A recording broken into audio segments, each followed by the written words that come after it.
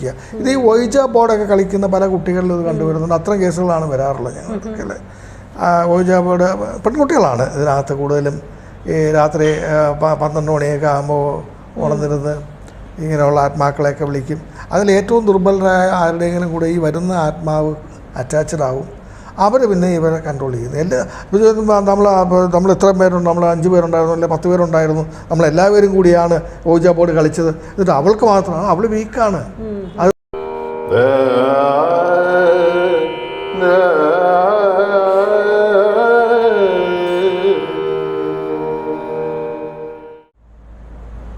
നമസ്കാരം. നമസ്കാരം. അലക്സഞ്ജന വ്ളോഗ്സിലേക്ക് എല്ലാവർക്കും സ്വാഗതം. ഇന്ന് നമ്മോടൊപ്പം ഉള്ളത് സുനിൽ ചന്ദ്രൻ സാറാണ്. സാറ് റേക്കി മാസ്റ്ററാണ്. നേരത്തെ വീഡിയോസൊക്കെ വളരെ നന്നായിട്ട് പോയിരുന്നു. ഒരുപാട് പേര് ഹീലിങ്ങിനായിട്ട് സാറിനെ കോൺടാക്ട് ചെയ്യുന്നുണ്ട്. സാറിൻ്റെ സ്ഥലം ചിറയൻകീഴാണ്.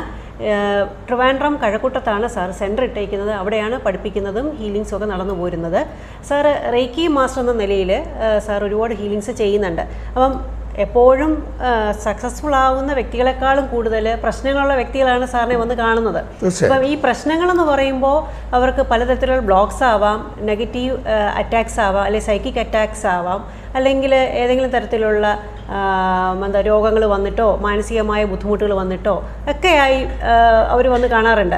അപ്പം ശരിക്കും അവർ ചോദിക്കുന്ന ചോദ്യം ഇതായിരിക്കും, സാർ എന്തുകൊണ്ടാണ് എനിക്ക് ഈ പ്രശ്നം വന്നത്, എന്തുകൊണ്ടായിരിക്കാം ഞാൻ ഇതൊക്കെ അനുഭവിക്കേണ്ടി വരുന്നത് അല്ലേ? അങ്ങനെ വരുമ്പോഴാണല്ലോ അത് സാറിനെ കൺസൾട്ട് ചെയ്യുമ്പോൾ സാർ അത് മാറ്റി കൊടുക്കുക എന്നുള്ള പ്രതീക്ഷയോട് കൂടിയാണ് അവർ വരുന്നത്. അപ്പോൾ എന്തുകൊണ്ടായിരിക്കും അവരുടെ ജീവിതത്തിൽ ഇത്തരം പ്രശ്നങ്ങൾ വരുന്നത്? ഇത് റേക്കി എന്ന് പറയുന്നത് നമ്മൾ ആദ്യം മനസ്സിലാക്കേണ്ട, റേക്കി എന്ന് പറയുന്നത് ഒരു ഹോളിസ്റ്റിക് ചികിത്സയാണ്. ഹോളിസ്റ്റിക് ചികിത്സ എന്ന് പറഞ്ഞാൽ ശരീരത്തിൻ്റെയും മനസ്സിൻ്റെയും ആത്മാവിൻ്റെയും ചികിത്സയാണ്. മരുന്നില്ലാതെയുള്ള ചികിത്സ.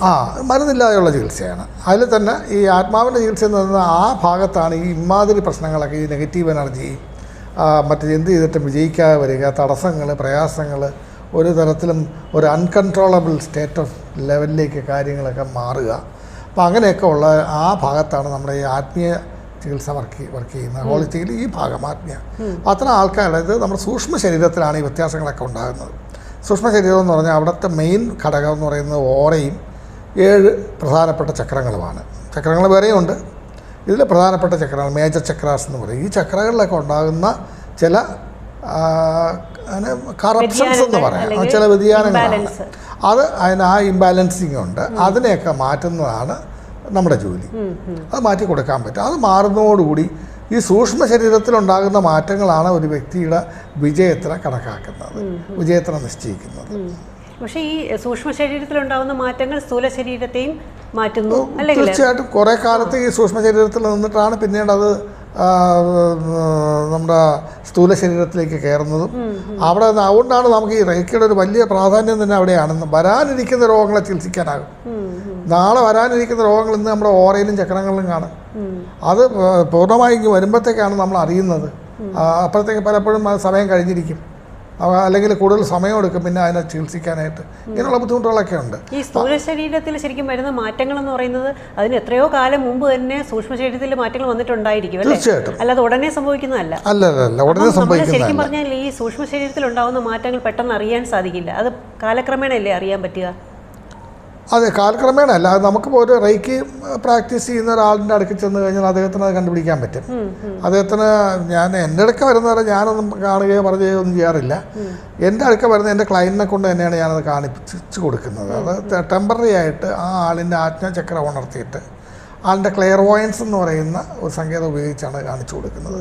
ആ ആളിന് ഉദാഹരണത്തിന് ഇപ്പോൾ ഒരാളിൻ്റെ ഇവിടെ അനാഹത ചക്രത്തിൽ, ഹൃദയചക്രം, അവിടെ ഒരു ബ്ലോക്ക് ഉണ്ടെന്നുണ്ടെങ്കിൽ അത് ആ ആളിന് തന്നെ കാണാൻ പറ്റും. അപ്പോൾ അതിൻ്റെ അവിടെ ഞങ്ങൾ അതിന് സൈക്കിക് സർജറി എന്ന് പറയുന്നൊരു സങ്കേതമുണ്ട്.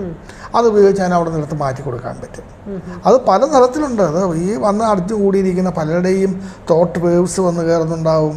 അതേപോലെ തന്നെ ചില ആത്മാക്കൾ നമ്മളുമായിട്ട് അറ്റാച്ച്ഡ് ആവുന്നുണ്ട്. അത്തരം കേസുകളൊക്കെ ഉണ്ട്. ഇങ്ങനെയൊക്കെ ഉള്ള, അല്ലെങ്കിൽ ഏതെങ്കിലും നെഗറ്റീവ് എനർജി സെൻഡ് ചെയ്തിട്ട് അത് വന്ന് നമ്മളിലേക്ക് അറ്റാച്ച് ചെയ്തിട്ട് നമ്മുടെ ലൈഫിൽ പല പ്രശ്നങ്ങളുണ്ടാക്കുന്ന, അങ്ങനെ സഫർ ചെയ്യുന്ന ഒത്തിരി ആൾക്കാരെ എനിക്കറിയാം. അവരെയൊക്കെ സഹായിക്കാൻ സാധിക്കുന്നുണ്ട്. ഇതൊന്നും നമ്മുടെ ആധുനിക വൈദ്യശാസ്ത്രത്തിനൊന്നും കണ്ടെത്താൻ കഴിയാത്ത ഒരു ഏരിയയാണ്. അപ്പോൾ ഇത് മാറ്റിക്കഴിഞ്ഞാൽ ആളിൻ്റെ മറ്റ് പ്രശ്നങ്ങൾ മാറുന്നു, ആളുടെ ലൈഫിൽ ഒരുപാട് വ്യത്യാസങ്ങൾ. ഇതൊക്കെ കണ്ടുപിടിക്കാൻ ഇപ്പോൾ ഉദാഹരണത്തിന് ഇപ്പോൾ നെഗറ്റീവ് എനർജി ഉള്ള ഒരാളിൻ്റെ ദേഹത്ത് റേക്കി പ്രാക്ടീഷണർ കൈ വയ്ക്കുമ്പോൾ ആ ഭാഗത്ത് വൈബ്രേഷൻ അനുഭവപ്പെടും.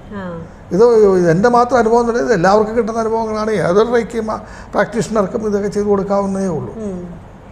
അവിടെ ഈ വൈബ്രേഷൻ എന്ന് പറയുമ്പോഴത്തേക്കും അത് ചെയ്യുന്ന ആൾക്ക് റേക്കി മാസ്റ്ററിന് മനസ്സിലാക്കാൻ സാധിക്കും, ആ ക്ലയന്റിന് മനസ്സിലാക്കാൻ സാധിക്കും. ക്ലയന്റിന് അറിയാമല്ലോ, ഇപ്പോൾ ഒരാളുടെ ഇപ്പോൾ നെഞ്ചോ അല്ലാന്നുണ്ടെങ്കിൽ വയറോ കാണാൻ ഒരു അനാവശ്യമായിട്ട് തുടിക്കുകയാണെന്നുണ്ടെങ്കിൽ അവർക്ക് തന്നെ തിരിച്ചറിയാൻ കഴിയും. അപ്പോൾ അത് മനസ്സിലാക്കാം അവിടെ ഒരു നെഗറ്റീവ് എനർജി ഉണ്ട്, നമുക്ക് അതിനെ സൈക്കിക് സർജറി ഉപയോഗിച്ച് മാറ്റി കൊടുക്കാൻ പറ്റും. ഈ പൊതുവായിട്ട് കാണുന്നതാണ് ഈ സൈക്കിക് അറ്റാക്സ് എന്ന് പറയുന്നത്. അതായത് ഇപ്പം നമ്മളൊന്നും പ്രത്യേകിച്ച് ചെയ്യണമെന്നില്ല, നമുക്ക് മറ്റൊരു വ്യക്തിയുടെ അസൂയ തോന്നുക, അല്ലെങ്കിൽ മറ്റ് വ്യക്തിയുടെ വളർച്ചയിൽ നമുക്ക് ഇഷ്ടം തോന്നാതിരിക്കുക, അല്ലെങ്കിൽ അസൂയ, കുശുമ്പ്, ഇങ്ങനെ പറയുന്ന കുറേ മരുന്ന് കൊണ്ട് മാറ്റാൻ പറ്റാത്ത. അതെ അതെ. അപ്പം അത്തരം സൈക്കിക് അറ്റാക്സിനെ എങ്ങനെ, ആ അറ്റാക്സിൽ നിന്ന് എങ്ങനെ നമുക്ക് പ്രൊട്ടക്ഷൻ എടുക്കാൻ സാധിക്കും? പ്രൊട്ടക്ഷൻ എടുക്കാൻ ഏറ്റവും നല്ലതെന്ന് പറയുന്നത് നമ്മുടെ ഓറയെ ശക്തിപ്പെടുത്തുക. അതിനാണ് നമ്മുടെ ആചാര്യങ്ങളും. നോക്കൂ, എല്ലാ മതങ്ങളിലും പറഞ്ഞിരിക്കുന്ന 3 ഘടകങ്ങളുണ്ട്: തപം, ജപം, വ്രതം. ഈ 3 രീതി, അത് നോക്കൂ, ഏത് മതത്തിൽ നോക്കിയിരുന്നാലും ഇത് 3 ഉണ്ട്. ചെയ്യുന്ന രീതിയിൽ മാത്രമേ വ്യത്യാസമുള്ളൂ. ഇത് ചെയ്യുന്നവർക്ക് അവരുടെ ഓരോ സ്ട്രെങ്തൻ ചെയ്യാൻ പറ്റും. അങ്ങനെ ഓരോ സ്ട്രെങ്തൻ ചെയ്യുമ്പോഴത്തേക്ക് ആ ആളിൻ്റെ ലൈഫിലും വ്യത്യാസം ഉണ്ടാകുന്നു. അവർക്ക് ഇപ്പോൾ അവർ കൂടുതൽ പ്രൊട്ടക്റ്റഡ് ആകുന്നു. ഇപ്പോൾ നമ്മൾ ഇതിനകത്തിരുന്ന് ഇത് ചെയ്യുന്നതും വെളിയിലിറങ്ങി ഇരുന്ന് ചെയ്യുന്നതായിട്ടുള്ള വ്യത്യാസം. ഇപ്പോൾ നമ്മൾ ഇതിനകത്ത് അത്രയും സൗണ്ട് പ്രൂഫാണ്, മറ്റ് ശല്യങ്ങൾ, പൊടികളൊന്നും വരുന്നില്ല. അതൊക്കെ കൊണ്ട് നമ്മൾ വളരെ പ്രൊട്ടക്റ്റഡ് ആയിട്ടാണ് ഇത് ചെയ്യുന്നത്. അതേ കണക്കുള്ളൊരു പ്രൊട്ടക്ഷൻ നമ്മുടെ ബോഡിക്ക് ചുറ്റും ഉണ്ടാകണം. അപ്പോൾ നമ്മൾ കൂടുതൽ കംഫർട്ടബിൾ ആയിരിക്കും. അപ്പം നമ്മൾ ഇപ്പം പറഞ്ഞ സൈക്കിക് അറ്റാക്ക് ആണെങ്കിൽ, അല്ലെങ്കിൽ ആത്മാക്കളുടെ പ്രസൻസ്, ഇപ്പോൾ ആത്മാക്കളെന്ന് പറയുമ്പോൾ നല്ല ആത്മാക്കളും ദുരാത്മാക്കളും ഉണ്ട്. ചില ആത്മാക്കൾ വലിയ പ്രശ്നക്കാരായിരിക്കില്ല, എന്നാലും അത് ഭാവിയിൽ അത് ഓരോ ദിവസം കഴിയുന്തോറും അത് ആ വ്യക്തിക്ക് പ്രശ്നമുണ്ടാക്കിയിട്ട് ആ ആത്മാവിനെ മാറ്റേണ്ടതായ അവസ്ഥയും വന്നിട്ടുണ്ട്. പക്ഷെ അത് ദുരാത്മാവായിരിക്കില്ല, ചിലപ്പം ആ വ്യക്തിയെ സ്നേഹിച്ചൊരു ആത്മാവായിരിക്കും. അതിന് ഈ അലഞ്ഞു തിരിഞ്ഞ് നടക്കുന്ന ആത്മാക്കൾ അവർക്കൊരു അറ്റാച്ച്മെൻറ്റ് വേണം. അവർക്ക് പല ആഗ്രഹങ്ങളുണ്ട്. ഈ ആഗ്രഹങ്ങൾക്ക് വേണ്ടത് ബോഡിയാണ്. അവരുടെ ആഗ്രഹങ്ങൾ സാധിക്കാനായിട്ടൊരു ബോഡി വേണം. അതിന് ഏതെങ്കിലും ശരീരത്തിൽ കടന്നുകൂടിയേ സാധിക്കുകയുള്ളൂ. അപ്പോൾ അതിന് വേണ്ടിയിട്ട് ആ ആളെ കൊണ്ട്, ഉദാഹരണത്തിന് ഇപ്പോൾ കള്ളു കുടിക്കാത്ത ഒരാളായിരിക്കാം, ഈ ആത്മാവിന് കള്ളു കുടിക്കാനാണ് താല്പര്യം. അപ്പോൾ അയാളെ കൊണ്ട് കള്ളു കുടിപ്പിക്കുക, അത് എൻജോയ് ചെയ്യുക. അങ്ങനെ ഏത് കാര്യമോ ലൈഫിലുണ്ടാകുന്ന ഏത് കാര്യത്തിൽ അതിൻ്റെ ഏതാണോ അയാളുടെ ആഗ്രഹം അത് അയാളെ കൊണ്ട് ചെയ്യിക്കുക. ഇത് ഈ ഒയ്ജ ബോർഡൊക്കെ കളിക്കുന്ന പല കുട്ടികളിലും ഇത് കണ്ടുവരുന്നുണ്ട്. അത്തരം കേസുകളാണ് വരാറുള്ളത് ഞങ്ങൾക്കൊക്കെ അല്ലേ. ഒയ്ജ ബോർഡ് പെൺകുട്ടികളാണ് ഇതിനകത്ത് കൂടുതലും. ഈ രാത്രി 12 മണിയൊക്കെ ആകുമ്പോൾ ഉണർന്നിരുന്ന് ഇങ്ങനെയുള്ള ആത്മാക്കളെയൊക്കെ വിളിക്കും. അതിലേറ്റവും ദുർബലരായ ആരുടെയെങ്കിലും കൂടെ ഈ വരുന്ന ആത്മാവ് അറ്റാച്ച്ഡ് ആവും. അവർ പിന്നെ ഇവരെ കൺട്രോൾ ചെയ്യുന്നു. നമ്മൾ ഇത്രയും പേരുണ്ട്, നമ്മൾ 5 പേരുണ്ടായിരുന്നു, അല്ലെങ്കിൽ 10 പേരുണ്ടായിരുന്നു, നമ്മളെല്ലാവരും കൂടിയാണ് ഓജ ബോർഡ് കളിച്ചത്. എന്നിട്ട് അവൾക്ക് മാത്രമാണ്, അവൾ വീക്കാണ്, അത് വീക്കായിരുന്നവരോടെ ഇത് അറ്റാച്ച്ഡ് ആവുള്ളൂ. അത് മാത്രമല്ല, അവർ സെലക്ട് ചെയ്യുന്ന അത് അവർക്ക് തോന്നും ഇയാളുടെ കൂടെ പോകുന്നതാണ് അവർക്ക് കൂടുതൽ നല്ലതെന്ന്. അങ്ങനെയുള്ള ആൾക്കാർ ഒരുപാട് അങ്ങനെയുള്ള ചില കേസുകളൊക്കെ എൻ്റെ അടുത്ത് വരുന്നുണ്ട്. സാർ, ഈ പാസ്റ്റ് റിഗ്രഷനൊക്കെ കുറേ കാലമായിട്ട് ചെയ്യുന്നുണ്ടല്ലോ. ചെയ്യുമ്പോൾ അങ്ങനെ ഈ ആത്മാക്കളുടെ പ്രസൻസ്, അല്ലെങ്കിൽ ഈ ചില വ്യക്തികൾ നമ്മൾ എത്ര വിചാരിച്ചാലും അവരെ ഹിപ്നോസിസ് വഴി അവരെ മയക്കാൻ പറ്റാതെ വരിക, അവർക്ക് ചിലപ്പം പാസ്റ്റ് റിഗ്രഷൻ ചെയ്താലും കിട്ടാതെ വരിക, അങ്ങനെയൊക്കെ വരുന്നത് കണ്ടിട്ടുണ്ട്. അപ്പോൾ അങ്ങനെയുള്ള എക്സ്പീരിയൻസിനെ പറ്റി ഒന്ന് പറയാമോ? ഇതിനകത്തുള്ളത് ഈ പാസ്റ്റ് ലൈഫ് റിഗ്രഷൻ എന്ന് പറയുന്നത്, പാസ്റ്റ് ലൈഫ് റിഗ്രഷനിൽ പോയി കഴിഞ്ഞാൽ നമുക്ക് ആ ആളിൻ്റെ പാസ്റ്റ് ലൈഫ് കാണിച്ചു കൊടുക്കാൻ പറ്റും. പക്ഷെ അത് എല്ലാവരും കണ്ടുകൊണ്ടൊന്നുമില്ല. ഇപ്പോൾ നമ്മുടെ റിയാൻ മീസിൻ്റെ ബുക്കൊക്കെ ഒരു വലിയ യാഥാർത്ഥ്യമായിട്ട് ഇവിടെ നിൽപ്പുണ്ടല്ലോ, കാതറീൻ്റെ ജന്മങ്ങളെ.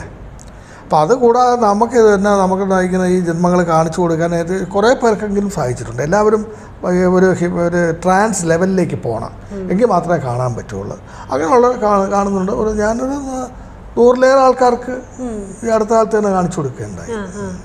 അല്ല, അങ്ങനെ കാണുമ്പോൾ ഈ ആത്മാക്കളുടെ പ്രസൻസും കണ്ടിട്ടുണ്ടോ അങ്ങനെയുള്ള വ്യക്തി? ഉണ്ട്. ഇതുമായിട്ടൊക്കെ ബന്ധമുണ്ട്. അതിന് ചില അറ്റാച്ച്ഡ് സോൾസിൻ്റെ കൂട്ടത്തിൽ വരും. അതിന് പാസ്റ്റ് ലൈഫിലേക്ക് പോകേണ്ട കാര്യമൊന്നുമില്ല. ഇത് ഈ ആത്മാവിൻ്റെ പ്രസൻസ് ആളിനെ ഒരുപാട് ബുദ്ധിമുട്ടിക്കുന്നുണ്ട്.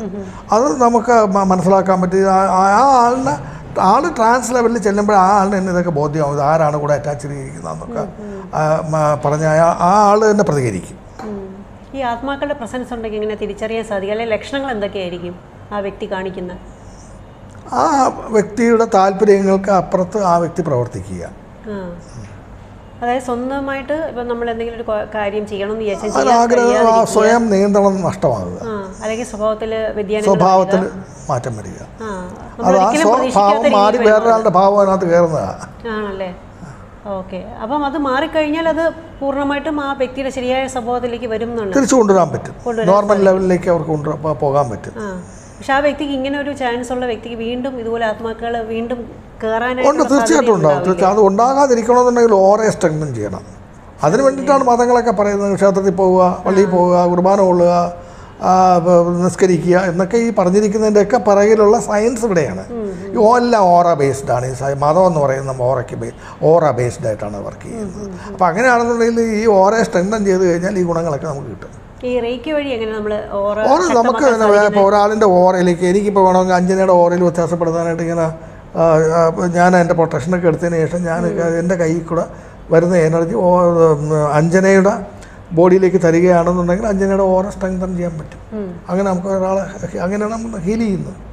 അപ്പോൾ ശക്തമായ ഓറയുള്ള വ്യക്തിയുടെ ലക്ഷണങ്ങൾ എന്തൊക്കെയായിരിക്കും? ശക്തമായ ഓറയുള്ള ആളുടെ മുഖത്ത് തന്നെ അതിൻ്റെ ഒരു ചൈതന്യം വ്യക്തമായിട്ട് കാണാൻ പറ്റും. ആ ആൾ വളരെ ബോൾഡായിരിക്കും. എല്ലാ രംഗത്തും അയാൾക്ക് വിജയിക്കാനാകും. ആ ഒരു ഓറയുടെ സ്ട്രെങ്താണ് ആ വ്യക്തിയുടെ സ്ട്രെങ്ത് എന്ന് പറയുന്നത്. സാമ്പത്തികമായ ഉള്ളൊരു ഉയർച്ചയല്ല, സാമ്പത്തികമായ ഉയർച്ചയ്ക്കും ഇതൊരു ഘടകമാണ്. കാരണം സാമ്പത്തികമായ ഉയർച്ച നിന്ന് അതിന് തടസ്സം നിൽക്കുന്ന ഘടകങ്ങളെ ഇല്ലാതാക്കുക, അത് മാറിയിട്ട് അയാളുടെ പോസിറ്റിവിറ്റി മാത്രം വർക്ക് ചെയ്യുക, തീർച്ചയായിട്ടും അത് നടക്കും. പിന്നെ അയാളുടെ ആറ്റിറ്റ്യൂഡ് അത് വേറെ ഘടകമാണ്. ഇതൊന്നും കൂടെ ഒരാളുടെ ആറ്റിറ്റ്യൂഡ് മാറുന്നതനുസരിച്ച് നമ്മുടെ സീക്രട്ടൊക്കെ പറയുന്നതല്ലേ, ആറ്റിറ്റ്യൂഡ് മാറുന്നതനുസരിച്ച് നമ്മുടെ ലൈഫിൽ നമ്മുടെ ആൾട്ടിറ്റ്യൂഡും മാറും. അപ്പോൾ ഈ റേക്കി വഴി പ്രശ്നങ്ങളെ മാറ്റി ആ വ്യക്തിയുടെ ഓറയെ ശക്തമാക്കുക എന്നുള്ളതാണ് പ്രധാനപ്പെട്ട കാര്യം. അതെ, ഓറയെ മാത്രമല്ല ചക്രങ്ങളിൽ നമുക്ക് കുറച്ചുകൂടി സൂക്ഷ്മമായിട്ട് പോയി കഴിഞ്ഞാൽ ഈ ചക്രങ്ങളിൽ എവിടെയെങ്കിലും എന്തെങ്കിലും പ്രശ്നം ഉണ്ടെന്നുണ്ടെങ്കിൽ ആ ചക്രങ്ങളിലേക്ക് നമുക്ക് എനർജി കൊടുക്കുകയും അവിടെ ഇരിക്കുന്ന നെഗറ്റീവ് എനർജി എടുത്ത് മാറ്റി കൊടുക്കുകയും ചെയ്യാൻ പറ്റും. ഒരു റേക്കി മാസ്റ്റർ ലെവലൊക്കെ കഴിഞ്ഞിട്ടുള്ള ഒരാൾക്ക് ചെയ്ത് കൊടുക്കാൻ സാധിക്കും. അല്ല, ഇപ്പോൾ പഠിക്കുന്ന ഒരു വ്യക്തിക്ക് ഇപ്പം ഫസ്റ്റ് ലെവൽ കൊണ്ട് മാത്രമേ സാധിക്കുമോ, അതോ സെക്കൻഡ് ലെവലും തേർഡ് ലെവലും പോയാൽ മാത്രമേ? അല്ലല്ല, ഫസ്റ്റ് ലെവൽ കൊണ്ട് തന്നെ വേറെ ആളെ ഹീൽ ചെയ്യാൻ പറ്റും. ഈ നെഗറ്റീവ് എനർജിയെ എടുത്ത് മാറ്റണമെന്നുണ്ടെങ്കിൽ ഒരു 3A വരെയെങ്കിലും പഠിക്കണം. മൂന്നാമത്തെ ലെവൽ പഠിക്കണം. മൂന്നാമത്തെ ലെവലിന് 2 ഭാഗമുണ്ട്, A എന്നും B എന്നും പറയുന്നുണ്ട്. അതിൽ A എങ്കിലും പഠിച്ചിരിക്കണം, എങ്കിൽ ഇത് എടുത്ത് മാറ്റാൻ പറ്റും. എന്താ മറ്റൊരു വ്യക്തിയെ ഹീൽ ചെയ്യാനാണ് അത് ആവശ്യം, അല്ല സ്വയം ഹീൽ ചെയ്യാനാണെങ്കിലും അത് സ്വയം ഹീൽ ചെയ്യുമ്പോഴത്തേക്ക് നമ്മൾ ഫസ്റ്റ് ലെവൽ മാത്രം മതി. അതുകൊണ്ട് നമ്മൾ പ്രൊട്ടക്റ്റഡ് ആയിട്ടിരുന്നോളും. വേറെ ആളെ ഹീൽ ചെയ്യണമെന്നുണ്ടെങ്കിലും അത് ഈ ഫസ്റ്റ് ലെവൽ പഠിച്ചിട്ടുള്ള ഒരാൾക്കും സാധിക്കും. കൈ വെച്ച് ചെയ്യണമെന്ന് പിന്നെ ലെവൽ 2 ആയി കഴിഞ്ഞാൽ ഡിസ്റ്റൻ്റ് ആയിട്ട് ചെയ്ത് കൊടുക്കാൻ പറ്റും. അപ്പോൾ സാർ ഈ റേക്കി ഈ ഹീലിങ്ങും അല്ലെങ്കിൽ പഠിപ്പിക്കുന്നതും കൂടാതെ അതിൻ്റെ കൂടെ എന്തെങ്കിലും ചേർത്ത് പഠിപ്പിക്കുകയോ അല്ലെങ്കിൽ എന്തെങ്കിലും പ്രാക്ടീസ് ചെയ്യിപ്പിക്കുകയോ ചെയ്യുന്നുണ്ടോ? അത് ഞാൻ ഈ പാസ്റ്റ് ലൈഫ് റിഗ്രഷൻ പഠിപ്പിക്കാറുണ്ട്. 3A ഒക്കെ പഠിക്കുന്നവരെ ഞാൻ പാസ്റ്റ് ലൈഫ് റിഗ്രഷൻ കൂടെ പഠിപ്പിക്കുന്നുണ്ട്. അത് കൂടാതെ പിന്നെ സൗണ്ട് ഹീലിങ്ങോ അല്ലെങ്കിൽ വേറെ എന്തെങ്കിലും കൂടെ അതിൻ്റെ കൂടെ പഠിപ്പിക്കുന്നുണ്ടോ? ഇല്ല, വേറെ ഒന്നും ചെയ്യുന്നില്ല. ഞാൻ അതിൽ മാത്രമായിട്ട് ഇങ്ങനെ നിൽക്കുകയാണ്. ഇതുവരെ വളരെ കംഫർട്ടബിൾ സോണിലാണ്, അതുകൊണ്ടാണ് എനിക്ക് വേറെ ഒന്നും ചെയ്യാൻ തോന്നാത്തത്. അല്ല, ഇപ്പം ദൂരെയുള്ള വ്യക്തികൾ, അതായത് മറ്റ് ജില്ലകളിൽ അല്ലെങ്കിൽ മറ്റ് രാജ്യങ്ങളിൽ താമസിക്കുന്നവർക്ക് ഇപ്പോൾ പഠിക്കണമെന്നുണ്ടെങ്കിൽ ഓൺലൈനായിട്ട് പഠിക്കുന്ന ഓൺലൈനിൽ ഞാൻ പഠിപ്പിക്കുന്നതുകൊണ്ട് ഓൺലൈൻ ഞാൻ ഹീൽ ചെയ്യുന്നുണ്ട്. എല്ലാ ദിവസങ്ങളിലും എനിക്കുണ്ട്. ദീക്ഷയും കൊടുക്കുന്നുണ്ട്. ഓൺലൈനിൽ തന്നെ കൊടുക്കുന്നുണ്ട്. സക്സസ്ഫുൾ ആയിട്ട് നടക്കുന്നുണ്ട്. അങ്ങനെ ഒരുപാട് പേരുണ്ട്. ലോകത്തിൻ്റെ എല്ലാ കോണ്ടിനെൻസിലും ഉണ്ട് എൻ്റെ സ്റ്റുഡൻസ്. അതിന് തന്നെ ഒരുപാട് അലസഞ്ജനയുടെ വ്ളോഗുകളെ സഹായിച്ചിട്ടുമുണ്ട്. ഓക്കെ. അപ്പോൾ സാർ ഈയിടയ്ക്ക് വിദേശത്ത് പോയിരുന്നല്ലോ. അപ്പോൾ വിദേശത്ത് പോയിരുന്നപ്പോൾ അവിടെ ഒരുപാട് ക്ലയൻസിനെ കാണുകയും അവർക്ക് ഹീലിംഗ് കൊടുക്കുകയും ചെയ്തിട്ടുണ്ട്. അപ്പോൾ അതിൽ നിന്ന് സാറിന് അവിടെ നിന്ന് എന്തെങ്കിലും ഒരു ഫീഡ്ബാക്കോ അല്ലെങ്കിൽ എന്തെങ്കിലും പ്രത്യേകമായ? അല്ല, അവിടെ ഞാൻ പോയതിൻ്റെ മെയിൻ ഉദ്ദേശം എന്ന് പറയുന്നത് ഞാൻ ഈ എമിറേറ്റ്സിലുള്ള ഒത്തിരി ആൾക്കാരെ പഠിപ്പിച്ചിട്ടുണ്ട്. അപ്പോൾ ഈ പഠിപ്പിച്ചിട്ടുള്ള ആൾക്കാർക്ക് എന്നെ നേരിട്ട് കാണണമെന്നും അവർക്ക് വീണ്ടും വേണമെന്നുണ്ടെങ്കിൽ ഒരു ഡയറക്റ്റ് ഒരു അറ്റോൺമെൻറ്റ് കൊടുക്കാനായിട്ടുള്ള സംവിധാനം ഉണ്ടായിരുന്നു. അങ്ങനെ ചെയ്തു വന്നവരുണ്ട്. പിന്നെ അവർക്ക് എന്നെ കൊണ്ട് ഹീൽ ചെയ്യിക്കണമെന്ന് ആഗ്രഹം ഉണ്ടായിരുന്നു. അങ്ങനെയുള്ളവരുണ്ടായിരുന്നു. അതൊക്കെയായിരുന്നു ഞാൻ ഉദ്ദേശിച്ചത്. അത് നടക്കുകയും ചെയ്തു. അതാണ് ഞാൻ ഷാർജയിൽ താമസിക്കുന്ന സമയത്ത് സംഭവിച്ചത്. അപ്പോൾ കൂടുതലും എങ്ങനെയുള്ള പ്രശ്നങ്ങളുള്ള ആൾക്കാരെയാണ് സാർ കൂടുതൽ കണ്ടത്? തൊഴിൽപരമായ പ്രശ്നങ്ങൾ. തൊഴിലുണ്ടെങ്കിലും തൊഴിലിൽ അവർക്ക് മുമ്പോട്ട് പോകുന്നതിന് പല തടസ്സങ്ങൾ, അവർക്ക് അവരുടെ തന്നെ കൺട്രോളിന് അപ്പുറത്തേക്ക് എന്തോ ഒരു അസ്വസ്ഥത അങ്ങനെ അനുഭവപ്പെടുന്ന ഒത്തിരി ആൾക്കാർ, കാര്യങ്ങളൊന്നും ഉദ്ദേശിക്കുന്ന കണക്ക് മുമ്പോട്ട് പോകുന്നില്ല എന്നൊക്കെ പറയുന്ന ആൾക്കാരുണ്ടായിരുന്നു. അതിൻ്റെ അത്ര ആൾക്കാരെയൊക്കെ നമുക്ക് സഹായിക്കാൻ പറ്റും. അതുകൂടാതെ പിന്നെ രോഗാവസ്ഥയിലുള്ളവർക്കാണെങ്കിലും രോഗങ്ങളെ ചികിത്സിക്കാം. രോഗചികിത്സ ആണല്ലോ അതിൻ്റെയൊക്കെ മെയിൻ. നമ്മുടെ ഒരു ചികിത്സ എന്ന് പറയുന്നത് രോഗചികിത്സയാണല്ലോ ബേസിക് കോൺസെപ്റ്റ്. അതിൻ്റെ അപ്പുറത്ത് ഒന്നാണ്ടുള്ള കാര്യങ്ങളാണ് നമ്മൾ ഇപ്പോൾ നടുവേദന, മുട്ടുവേദന, ഇങ്ങനെയൊക്കെ ഉള്ള രോഗങ്ങൾ ഉള്ളവർ ഇതൊക്കെ നമുക്ക് ഡിസ്റ്റൻ്റായിട്ട് തന്നെ ചെയ്ത് കൊടുക്കാൻ പറ്റും. എന്ന് പറഞ്ഞാൽ ഇപ്പോൾ ഒരാളിന് മുട്ടുവേദന ഉണ്ടെന്നുണ്ടെങ്കിൽ ആ മുട്ടുവേദനയ്ക്ക് ഞാൻ ചെയ്യുന്നത് ആളിൻ്റെ ആജ്ഞാചക്രം ഓപ്പൺ ചെയ്തിട്ട് അയാളുടെ മുട്ടിൽ നോക്കിക്കൊള്ളാൻ പറയും. അപ്പോൾ അവിടെ മുട്ടിൽ ഒരു ഡാർക്ക്നെസ്സും മറ്റുമൊക്കെ അവർക്ക് ഫീൽ ചെയ്യും. അത് നമുക്ക് ദൂരെ ഇരുന്നുകൊണ്ട് തന്നെ സൈക്കി സർജറി ഉപയോഗിച്ചെടുത്ത് മാറ്റി കൊടുക്കാൻ പറ്റും. അങ്ങനെ മാറ്റുന്നത് അയാൾക്ക് തന്നെ അവിടെ ഇപ്പം ജർമ്മനിയിലുള്ള ഒരാൾക്കാണ് നമ്മൾ ചെയ്യുന്നതുകൊണ്ട് ആ ജർമ്മനിയിലുള്ള ആളിന് തന്നെ അയാളുടെ മുട്ടിലുണ്ടാകുന്ന മാറ്റങ്ങൾ അവിടെ ഇരുന്നുകൊണ്ട് കാണാൻ പറ്റും. അതുകൊണ്ടാണ് അത്ര ആൾക്കാർ വേറോട് പറയുന്നതും വീണ്ടും അങ്ങനെയുള്ള ആൾക്കാരെ എനിക്ക് കിട്ടുന്നത്. അനുഭവമാണല്ലോ ഏറ്റവും വലുത്. അതെ, ഏറ്റവും വലിയ ഗുരു. റേക്കി ഹീലിംഗ് പഠിച്ചൊരു വ്യക്തി എന്ന നിലയിൽ എനിക്ക് തോന്നിയിട്ടുള്ളത് വളരെ എളുപ്പമാണ് പഠിക്കാൻ, വളരെ സിമ്പിളാണ്. അത് പ്രാക്ടീസ് ചെയ്യാനും വളരെ ഈസിയാണ്. അപ്പം എന്നും രാവിലെ എണീറ്റ് പ്രാർത്ഥിക്കുന്ന പോലെ, അമ്പലത്തിൽ പോകുന്നു, പള്ളിയിൽ പോകുന്ന പോലെ തന്നെ എണീറ്റ് റേക്കി നമുക്ക് ചെയ്ത് കഴിഞ്ഞാൽ ക്ലെൻസ് ചെയ്യാനും പ്രൊട്ടക്ഷൻ ചെയ്യാനും ഒക്കെ സാധിക്കും. അപ്പം അന്നത്തെ ദിവസം മൊത്തം നമുക്ക് നല്ല പോസിറ്റീവായിട്ട് കൊണ്ടുപോകാൻ സാധിക്കും അല്ലേ? അപ്പം അങ്ങനെ സാറ് റേക്കി ഹീലിംഗ് കഴിഞ്ഞിട്ട് ആ വ്യക്തികൾ അത് എത്ര നാൾ അത് പ്രാക്ടീസ് ചെയ്ത് പോരേണ്ടി വരും, അല്ലെങ്കിൽ അവർ സ്വന്തമായിട്ട് പ്രാക്ടീസ് ചെയ്ത് പോയാൽ മതിയോ? ചിലപ്പോൾ തെറ്റുകളൊക്കെ വരാം. നമ്മളിപ്പോൾ പഠിച്ചതെല്ലാം ചെയ്യുന്നതെല്ലാം ശരിയാവണമെന്നില്ല. അപ്പം ചില തെറ്റുകൾ കൊണ്ട് അതെന്തെങ്കിലും നെഗറ്റീവായിട്ട് അവർക്ക് പിന്നെ അത് ബുദ്ധിമുട്ടായിട്ട് വരുന്നതായിട്ട് എപ്പോഴെങ്കിലും കണ്ടുണ്ടോ? ഇല്ല. അതിനകത്ത് അതിൻ്റെ പ്രധാനപ്പെട്ട കാരണം റേക്കിയെക്കുറിച്ച് പറയുന്നത് റേക്കി സെൽഫ് ഇൻ്റലിജൻ്റ് ആണ്. റേക്കിയിൽ നമുക്ക് എന്തെങ്കിലുമൊക്കെ മിസ്റ്റേക്ക് സംഭവിച്ചിരുന്നാൽ തന്നെയും അത് റേക്കി തന്നെ അത് കറക്റ്റ് ചെയ്യും. രണ്ട്, നമ്മുടെ ഹയർ സെൽഫ് വർക്ക് ചെയ്യും. നമ്മളൊരാളെ ഹീൽ ചെയ്തുകൊണ്ടിരിക്കുമ്പോൾ തന്നെ നമ്മുടെ കൈ അറിയാതെ ആ ആളിന് എവിടെയാണോ റിക്കേർഡ് ആയിട്ടുള്ളത് അവിടത്തേക്ക് നമ്മുടെ കൈ പോകാറുണ്ട്. അങ്ങനെ ഇതൊക്കെ റേക്ക് ഇതെല്ലാം നടക്കുന്ന നമ്മുടെ സബ് കോൺഷ്യസ് മൈൻഡിലാണ്. സബ് കോൺഷ്യസ് മൈൻഡിൽ വരുന്ന ചില സൂചനകൾക്കനുസരിച്ചൊക്കെയാണ് വർക്ക് ചെയ്യുന്നത്. ഇത് അതേപോലെ തന്നെ ഈ നമ്മുടെ ആചാരങ്ങളുമായിട്ടൊക്കെ ഇതിനൊക്കെ ബന്ധമുണ്ട്. നമ്മളിപ്പോൾ രാവിലെ പറയാറില്ലേ, മുത്തശ്ശിമാരൊക്കെ ഉണ്ടെങ്കിൽ പറഞ്ഞതും രാവിലെ എഴുന്നേറ്റാൽ ഉടനെ പറയണം, കൈ രണ്ടും മുഖത്തോട്ട് കാണിച്ചിട്ട് പറയണം, കരാഗ്രേ വസതേ ലക്ഷ്മി കരമധ്യേ സരസ്വതി കരമൂലേ സ്ഥിതോ ഗൗരി പ്രഭാതേ കരദർശനം. എന്താ ഈ ശ്ലോകത്തിൻ്റെ അർത്ഥം? ഈ കൈയുടെ അകത്ത് സരസ്വതിയും ലക്ഷ്മിയും ആരും ഇരിപ്പില്ല. നമ്മുടെ കൈയുടെ അകത്തുള്ളത് റേക്കി ഊർജ്ജമാണ്. രാവിലെ എഴുന്നേറ്റ് കൈപ്പത്തി ഇങ്ങനെ നോക്കിയിട്ട് ഇത് പറഞ്ഞുകൊണ്ട് ആ പറയുന്ന അത്രയും സമയം ഈ കയ്യിലുള്ള ഈ പോസിറ്റീവ് എനർജി നമ്മുടെ മുഖത്തിന് ലഭിക്കുകയാണ്. നമ്മുടെ മുഖത്തിൻ്റെ ഭംഗി വർദ്ധിപ്പിക്കുന്നതിന് നമുക്ക് ആവശ്യത്തിനുള്ള പോസിറ്റീവ് എനർജി നമ്മുടെ കണ്ണുകൾക്കും നമ്മുടെ മുഖത്തിനുമൊക്കെ ലഭിക്കുന്നതിന് സഹായിക്കുന്നുണ്ട്. പക്ഷേ ഈ പറഞ്ഞ പോലെ റേക്കിയൊക്കെ പഠിച്ചിട്ടേ ഹീലിംഗും കഴിഞ്ഞിട്ട് വീണ്ടും തെറ്റായ പരിപാടികളിലേക്കോ തെറ്റായ മാർഗ്ഗങ്ങളിലേക്കോ പോകാതിരിക്കാനും കൂടെ ശ്രമിക്കേണ്ടത് ആവശ്യമല്ലേ? അതെ, നമ്മൾ കുറച്ചുകൂടി നമ്മൾ കെയർഫുൾ ആയിരിക്കണം. നമ്മൾ നെഗറ്റീവ് എനർജി വന്ന് കയറാനുള്ള സാധ്യതയുള്ള സ്ഥലങ്ങളിലൊന്നും പോകാണ്ടിരിക്കുക. അപ്പം ആയിക്കോളും, തനി സ്വാഭാവികമായിട്ടും അങ്ങനെ ആകും. നമ്മൾ പിന്നെ ഈ കുറേ നമ്മൾ ഒരു പോസിറ്റീവ് സൈഡിലേക്കൊക്കെ വന്നു കഴിഞ്ഞാൽ പ്രപഞ്ചം നമ്മളെ പറയാറില്ലേ, നമ്മൾ ഒരു സ്റ്റെപ്പ് മുമ്പോട്ട് പോയിച്ചു കഴിഞ്ഞാൽ 10 സ്റ്റെപ്പ് ഇങ്ങോട്ട് വരും. നമ്മളൊന്ന് സ്റ്റാർട്ട് ചെയ്താൽ മതി, പോസിറ്റിവിറ്റി നമ്മളിലേക്ക് വരും. ഈ റേക്കി തന്നെ മണി ഫ്ലോയ്ക്കുള്ള എല്ലാം ഉണ്ട്. മണി ഫ്ലോയ്ക്ക് എല്ലാം നമ്മുടെ അതിനൊക്കെ ഉള്ള തടസ്സങ്ങൾ നിൽക്കുന്നതിനെ മാറ്റുക എന്നുള്ളതാണ് റേക്കി കൊണ്ട് ഉദ്ദേശിക്കുന്നത്. അത് മാറിക്കഴിയുമ്പോഴത്തേക്ക് സ്വാഭാവികമായിട്ട് സാമ്പത്തിക നിലയൊക്കെ മെച്ചപ്പെടും. ഇമോഷണൽ ആയിട്ടുള്ള പ്രശ്നങ്ങളെല്ലാം മാറ്റി അതിനൊക്കെ നമുക്ക് എല്ലാം ഇത് ചെയ്യാൻ പറ്റുന്നത്. ഇത് 7 കമ്പാർട്ട്മെൻറ്റുകളായിട്ടാണ് ഇത് തിരിച്ചിരിക്കുന്നത്, 7 ചക്രങ്ങളായിട്ടാണ് തിരിച്ചിരിക്കുന്നത്. അവിടെ എല്ലാം എനർജി പോയി വർക്ക് ചെയ്യുന്നതുകൊണ്ട് നമുക്ക് അവിടെ ഉദാഹരണത്തിന് ഇപ്പോൾ ഒരാളുടെ മണിപൂര ചക്ര വളരെ വീക്കാണ്, സെൽഫ് കോൺഫിഡൻസ് ഇല്ല, വിൽ പവർ ഇല്ല, അത് നമുക്ക് ആ ഭാഗം നമുക്ക് കറക്റ്റ് ചെയ്ത് കൊടുക്കാൻ പറ്റും. ഈ കുട്ടികളുടെ ഇപ്പോൾ ഈ വലിയ ഈ കോമ്പറ്റീഷനൊക്കെ പോകുന്ന സിവിൽ സർവീസ് വരെയുള്ള മത്സരങ്ങൾക്കൊക്കെ പോകുന്നവർക്ക് ഈ റേക്കിയും കൂടെ അപ്ലൈ ചെയ്യുകയാണെന്നുണ്ടെങ്കിൽ അവരുടെ ലൈഫിൽ ഒത്തിരി ഈസിയാകും കാര്യങ്ങൾ. കാര്യം ഇതിനൊക്കെ വേണ്ടത് ഒന്നാമത്തായിട്ട് വേണ്ടത് ആത്മവിശ്വാസമാണ്. അതിന് തടസ്സമായിട്ട് നിൽക്കുന്ന ചില ഘടകങ്ങൾ അവരുടെ ഈ മണിപൂര ചക്രയിൽ അഥവാ ഈ സോളാർ പ്ലക്സസ് എന്ന് പറയുന്ന ഭാഗത്തുണ്ടാകും. അത് മാറ്റി കൊടുക്കാം. അത് സ്വയം സെൽഫ് ഹീലിംഗ് ചെയ്യുന്നതോടുകൂടി അതിനെ മാറ്റിയെടുക്കാനും സാധിക്കും. അതുപോലെ സെൽഫ് ഹീലിങ്ങിൻ്റെ ഇടയിൽ തന്നെ നമ്മൾ ഒരു ചക്രയിൽ 3 മിനിറ്റ് ഹീലിംഗ് ചെയ്യുന്നതിനിടയിൽ തന്നെ നമുക്ക് 3 തവണ അഫർമേഷൻസ് കൊടുക്കാം. ഇപ്പോൾ നമ്മുടെ ഒരു ഗോൾ സെറ്റ് ചെയ്തിട്ടുണ്ട്, അപ്പോൾ എനിക്ക് ഇന്ന് ലഭിച്ചിരിക്കണം, അത് ലഭിച്ചിരിക്കുന്നു എന്ന് തന്നെ പറയണം, ലഭിച്ചിരിക്കണേ എന്നല്ല പറയുന്നത്, ലഭിച്ചിരിക്കുന്നു. നമ്മൾ അങ്ങനെ അഫർമേഷനാണ് അതിന് കൊടുക്കുന്നത്. അത് ഓരോ ചക്രയിലും കൊടുക്കുക. അതിപ്പോൾ ഇങ്ങനെയുള്ള മത്സര പരീക്ഷകൾക്കൊക്കെ പോകുന്നവർക്ക് അത് ആവർത്തിച്ച് പറയുന്നതോടുകൂടി അത് കിട്ടാനുള്ള സാധ്യത വർദ്ധിപ്പിക്കുന്നു. അത് വർക്ക് ചെയ്യേണ്ടതെന്നല്ല, വർക്ക് ചെയ്യാതെ കിട്ടുമെന്നല്ല ഈ പറയുന്നത്. വർക്ക് ചെയ്തിട്ടും കിട്ടാതിരിക്കുന്ന ചില ഘടകങ്ങളുണ്ട്, അത് മാറിപ്പോകും. അപ്പം ഒരുപാട് പേര് ചോദിച്ചിട്ടുള്ള കാര്യമാണ്, നമ്മൾ ഒരുപാട് ആഗ്രഹിച്ചിരുന്നൊരു വസ്തു വാങ്ങിക്കുന്നു, വീട് വാങ്ങിക്കുന്നു, ചിലപ്പോൾ വസ്തുവിന് പ്രശ്നം കാണും, എന്തെങ്കിലും വരുത്തുപോക്കായിരിക്കാം, അല്ലെങ്കിൽ വാസ്തുപരമായ പ്രശ്നങ്ങളായിരിക്കാം, വീടിനാണെങ്കിൽ അങ്ങനെയൊക്കെ വരാം. അപ്പം അങ്ങനെയൊക്കെ പ്രശ്നങ്ങളുള്ളിടത്തുനിന്ന് പെട്ടെന്ന് അവർക്ക് വസ്തു വിറ്റിട്ട് പോകാനോ വീട് മാറി പോകാനോ ഒന്നും സാധിക്കില്ല.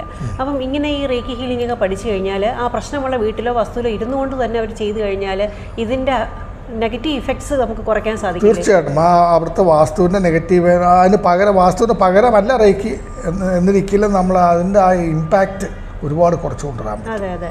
അല്ല എന്ന് വെച്ചാൽ ഒത്തിരി പേര് സഫർ ചെയ്യുന്ന ഒരു കാര്യമാണ്. ഒത്തിരി ആൾക്കാർ വീട് വിറ്റിട്ട് പോകുക എന്ന് പറയുന്നത് എളുപ്പമല്ല, ഒരു വീട് വിൽക്കുക എന്ന് പറയുന്നത് വിൽക്കുക എന്ന് പറയുന്നിടത്ത് തന്നെ അവിടെ ഒരു നെഗറ്റിവിറ്റി അല്ലേ, അത് നമ്മൾ അനുഭവിക്കുന്ന വേറെ ആരെങ്കിലും മണ്ടയ്ക്ക് വെച്ചിട്ട് പോകാന്നുള്ള ഉദ്ദേശം കൂടിയാണ്. അതിനോടൊന്നും നമുക്ക് സഹകരിക്കാനാകില്ല.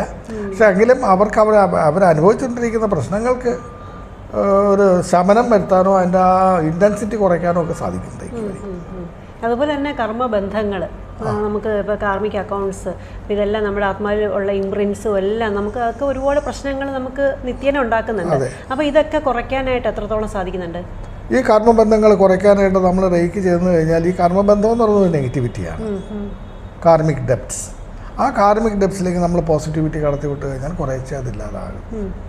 വിധി എന്ന് പറയുന്നത് നമുക്ക് ആർക്കും മാറ്റാൻ സാധിക്കുന്ന അല്ലല്ല, വിധി അവസാന വാക്കല്ല, വിധി മാറ്റാൻ. വിധിയെ സഹായിക്കുന്നതിന്, വിധി മാറ്റാൻ നമ്മളെ ഏറ്റവും കൂടുതൽ സഹായിക്കുന്നത് നമ്മുടെ ക്രൗൺ ചക്രയാണ്, സഹസ്രാര ചക്ര എന്ന് പറയുന്നത്. തലയ്ക്ക് മുകളിൽ ഒരു ഫണൽ പോലെ ഇരിക്കും. നമ്മളവിടെ ഈ നമ്മുടെ ഈ ടെമ്പിൾസിൽ നമ്മൾ എനർജി കൊടുത്തിട്ട് അവിടെ വയലറ്റ് കളർ വിഷ്വലൈസ് ചെയ്യാമെന്നുണ്ടെങ്കിൽ ഒരു പരിധിവരെ നമുക്ക് വിധിയെ മാറ്റിമറിക്കാൻ പറ്റും. വിധി ഒരിക്കലും അവസാനമാക്കല്ല. ഇല്ലെന്നുള്ള ആ ഒരു കാര്യത്തെ പോലും നമുക്ക് മാറ്റിമറിക്കാൻ സാധിക്കുന്നുള്ളതാണ്. നമ്മുടെ ഇഷ്ടത്തിനനുസരിച്ച് നമ്മുടെ വില്ലാണ് തീരുമാനിക്കുന്നത്, നമ്മളാണ് തീരുമാനിക്കുന്നത്. പക്ഷേ വിശ്വാസങ്ങൾ ഒപ്പം തന്നെ നമുക്ക് ഇതുപോലെ ചെയ്യേണ്ട രീതിയിൽ അതിന്റെ സൂക്ഷ്മതലത്തിൽ പോയി ചെയ്യും. അതൊരിക്കലും അന്ധവിശ്വാസമല്ല. അല്ലല്ല, നമ്മളതിന് ആ സൂക്ഷ്മ ശരീരത്തിൽ പോയി ഇതിനെ കറക്റ്റ് ചെയ്ത് കഴിഞ്ഞാൽ ആ വിധിയെ നമുക്ക് മാറ്റിമറിക്കാൻ പറ്റും. അപ്പോൾ സാറ് ആ കോഴ്സ് സാർ പഠിപ്പിക്കുന്ന റേക്കിയുടെ പല ലെവൽസ് ഉണ്ടല്ലോ, അതിനെപ്പറ്റി ഒന്ന് പറഞ്ഞിട്ട്. ഇത് 4 ലെവലായിട്ടാണ് റേക്കി പഠിക്കുന്നത്. ഫസ്റ്റ് ലെവൽ പഠിക്കുന്ന ഒരാൾക്ക് സ്വയം ചെയ്യാനും ഇന്നത്തെ പറഞ്ഞ അഫർമേഷൻസ് ഒക്കെ കൊടുത്തുകൊണ്ട് ആളിനെ ഒന്ന് സെൽഫ് ഇമ്പ്രൂവ്മെൻറ്റിന് വേണ്ടിയിട്ട് റേക്കി ഉപയോഗിക്കുക. അതോടൊപ്പം നമ്മുടെ ഫസ്റ്റ് സർക്കിളിൽ വീട്ടിൽ അടുത്ത ബന്ധുക്കളിലൊക്കെ നമുക്ക് വേണമെന്നുണ്ടെങ്കിൽ ഇതൊന്ന് കൊടുക്കാം. വീട്ടിൽ പെട്ടെന്ന് ആൾക്ക് ആവശ്യം വന്നു കഴിഞ്ഞാൽ നമുക്ക് ഈ 7 ചക്രങ്ങളിലേക്കും എറിഞ്ഞ് കൊടുക്കാം. അതൊക്കെയാണ് ഫസ്റ്റ് ലെവലിനകത്ത് നടക്കുന്നത്. സെക്കൻഡ് ലെവലാകുമ്പോൾ നമുക്കിത് ഡിസ്റ്റൻ്റായിട്ട് ചെയ്യാൻ പറ്റും, എത്ര അകലത്തിലേക്ക് വേണമെന്നുണ്ടെങ്കിലും ചെയ്യാൻ പറ്റും. അതൊന്നും റേക്കി പഠിച്ചിട്ടുള്ളവരെ സംബന്ധിച്ചിടത്തോളം അത് വലിയ അതിശയമൊന്നുമില്ല. അവരുടെ നിത്യജീവിതത്തിൻ്റെ ഭാഗമാണത്. അപ്പോൾ എന്നെ മാത്രമല്ല, ഇപ്പോൾ ലോകത്ത് റേക്കി പ്രാക്ടീസ് ചെയ്യുന്ന പലരെയും ലോകത്തിൻ്റെ പല ഭാഗങ്ങളിലുള്ളവർ വിളിക്കുന്നുണ്ട്. അവർ കോണ്ടിനൻസിന് മറ്റ് കോണ്ടിനൻസിലിരിക്കുന്നവർ തന്നെയാണ് അവർ ചെയ്യുന്നത്. അവർ ചെയ്തു കൊടുക്കാൻ പറ്റുന്നുണ്ട്. അവിടെ നിന്ന് അവരുടെ ഫീഡ്ബാക്ക് നമുക്ക് കിട്ടുന്നുണ്ട്. ഈ സാറ് ദീക്ഷ കൊടുക്കുമ്പോൾ ഓരോ വ്യക്തിക്കും വ്യത്യസ്തപ്പെട്ടിരിക്കുന്നതായിട്ട് തോന്നിയിട്ടുണ്ടോ? ഓരോ വ്യക്തിയിലും ചിലർക്ക് അത് ഓരോരുത്തരും സ്വീകരിക്കുന്ന പല രീതിയിലാണ്. അത് വളരെ ഒന്നും ഫീൽ ചെയ്യാത്ത ആൾക്കാരും ഉണ്ട്, ഇത് കൊടുത്തപ്പോഴത്തേക്ക് മറിഞ്ഞു വീണ ആൾക്കാരും ഉണ്ട്. ഒരു ഡെൻമാർക്ക് ലേഡിയായിരുന്നു, കൊടുത്തപ്പോഴത്തേക്ക് അവർക്ക് എന്താണെന്ന് എനിക്ക് അറിഞ്ഞുകൂടാ. അതിൻ്റെ കാരണം അവരുടെ വേറെന്തോ പ്രശ്നം ഉണ്ടായിരുന്നതാണ്. അവരുമായിട്ട് അറ്റാച്ച്ഡ് ആയിട്ടുള്ള ഏതോ നെഗറ്റീവ് എനർജിക്ക് അത് ഇഷ്ടപ്പെടാമെന്നോ എന്തോ ആണ്. പിന്നെ ക്ലാസ്സിൻ്റെ സമയം അവർ 4 പേരുണ്ടായിരുന്നു. കുറച്ച് ബുദ്ധിമുട്ടിയാണ് ആ ലേഡി അന്ന് പഠിക്കുന്നത്. പൊതുവേ പ്രശ്നമൊന്നുമില്ല, വളരെ സിമ്പിളായിട്ട് ലൈഫ് ലോങ് ആയിട്ട് അത് ലൈഫ് ലോങ് ആണ്. ഓരോ ദീക്ഷയും ലൈഫ് ലോങ് ആണ്. ആ ഗുരു മരിച്ചു കഴിഞ്ഞാൽ അതോടെ ഉണ്ടാവും. സാർ, ഹീലിങ്ങിനെ പറ്റി നമ്മൾ സംസാരിക്കുമ്പോൾ തീർച്ചയായിട്ടും ആൾക്കാർക്ക് ഇതിൻ്റെ ഫീസ് കാര്യങ്ങൾ പിന്നെ കോഴ്സ് ഡീറ്റെയിൽസ് ഒക്കെ കാണുമല്ലോ. എപ്പോഴൊക്കെയാണ് പഠിപ്പിക്കുക, എത്ര പേരുണ്ടെങ്കിൽ പഠിപ്പിക്കുക, ഒരാളാണെങ്കിലും പഠിപ്പിക്കുമോ, അതല്ലെങ്കിൽ ഹീലിങ്ങിന് എത്ര സമയം എടുക്കും, ഹീലിംഗ് ആണെങ്കിൽ ഏത് സമയത്ത് വിളിച്ചാലും അവർക്ക് ചെയ്തു കൊടുക്കാൻ സാധിക്കുമോ, അങ്ങനെയുള്ള കാര്യങ്ങൾ ഉണ്ടാവും. അതിനെ പറ്റി ഒന്ന് പറയാം. ആദ്യം ഹീലിങ്ങിനെ കുറിച്ച് പറയാം. ഒരു തവണ എൻ്റെ സെൻറ്ററിൽ വന്ന് ഹീൽ ചെയ്യുന്നതിന് 900 രൂപയാണ് ഞാൻ ചാർജ് ചെയ്യുന്നത്. 7 ചക്രങ്ങളിലേക്കും അവരുടെ ഓരയൊക്കെ ക്ലീൻ ചെയ്ത് 45 മിനിറ്റ് തൊട്ട് 1 മണിക്കൂർ വരെ എടുക്കും. ഇതാണ് എൻ്റെ ഫീസ്. അത് ഡിസ്റ്റൻ്റ് ഹീലിംഗ് ആയിരുന്നാലും അത് തന്നെയാണ്. ഡിസ്റ്റൻ്റ് ഹീലിങ്ങിൽ ഓൺലൈനിൽ വരിക, ഇത്രയും സമയം തന്നെ എടുക്കും. 45 മിനിറ്റ് തൊട്ട് 1 മണിക്കൂർ വരെയൊക്കെ എടുക്കും. അത് അവർക്ക് തന്നെ ബോധ്യപ്പെടും. അപ്പോൾ എനിക്ക് ഒത്തിരി ആൾക്കാരുണ്ട് അങ്ങനെ. ഞാൻ അവർക്ക് തന്നെ അവരുടെ ആജ്ഞാചക്രം ഓപ്പൺ ചെയ്തിട്ട് അവരുടെ ചക്രകളിൽ കോൺസെൻട്രേറ്റ് ചെയ്യുക. എന്നിട്ട് അവിടെ നിന്ന് ഉണ്ടാകുന്ന മാറ്റങ്ങൾ അവർക്ക് ബോധ്യമാകുന്നുണ്ട്. അത് ചെയ്തു കൊടുക്കുന്നുണ്ട്. അതിനും 900 രൂപ തന്നെയാണ് ചാർജ് ചെയ്യുന്നത്, എത്ര ഡിസ്റ്റൻസ് എന്നായിരുന്നാലും. അത് ഇപ്പം 3-4 ദിവസമോ അല്ലെങ്കിൽ എത്ര ദിവസം? അത് ഡിപ്പെൻസ്. ചിലർക്കൊക്കെ ഒരു 7 ദിവസമൊക്കെ വേണ്ടി വരും, അവരുടെ ഒത്തിരി ആയിക്കോട്ടെ. പിന്നീട് അതങ്ങ് പിന്നെ വേണമെന്നുണ്ടെങ്കിൽ പിന്നെ അത് കഴിഞ്ഞിട്ട് പിന്നെ വേണം ആലോചിക്കാം, അല്ലെങ്കിൽ ഒരു ഗ്യാപ്പൊക്കെ എടുത്തിട്ട് പിന്നെ വേണമെങ്കിൽ ചെയ്യാം. അങ്ങനെ ചെയ്തുകൊണ്ടിരിക്കുന്നത്. പഠിപ്പിക്കുന്നതാണെങ്കിൽ എങ്ങനെയാണ്? പഠിപ്പിക്കുന്നതും ഓൺലൈനിൽ തന്നെയാണ് പഠിപ്പിക്കുന്നത്. ഓൺലൈനിലും പഠിപ്പിക്കുന്നുണ്ട്, ഓഫ്ലൈനിലും പഠിപ്പിക്കുന്നു. എൻ്റെ ഇപ്പോൾ അത് 2 രീതിയിൽ, ഓഫ്ലൈൻ 2 രീതിയിൽ ചെയ്യാം. ഒരു ആമ്പിൾ നമ്പർ ഓഫ് സ്റ്റുഡൻസ് ഒക്കെ ഉണ്ടെന്നുണ്ടെങ്കിൽ ആ സ്ഥലത്ത് ചെന്ന് പഠിപ്പിച്ചു കൊടുക്കാറുണ്ട്. അപ്പോൾ മറ്റ് സൗകര്യങ്ങളൊക്കെ ഇതിൽ നടക്കണം, ഈ ചിലവുകളൊക്കെ നടക്കണം. എൻ്റെ ട്രാവലിങ്ങിൻ്റെ ഒരു കുടുംബത്തിൽ തന്നെ 3-4 പേർക്ക് ഉണ്ടെന്നുണ്ടെങ്കിൽ പഠിപ്പിച്ചു കൊടുക്കാൻ പറ്റും. അല്ലാന്നുണ്ടെങ്കിൽ എൻ്റെ സെൻറ്ററിൽ വന്നാൽ പഠിക്കാൻ പറ്റും. എനിക്ക് കഴക്കൂട്ടത്ത് സെൻറ്ററുണ്ട്, അവിടെ വന്ന് പഠിക്കാം. പിന്നെ ഉള്ളത് ഇത് ഓൺലൈനിൽ പഠിക്കാം.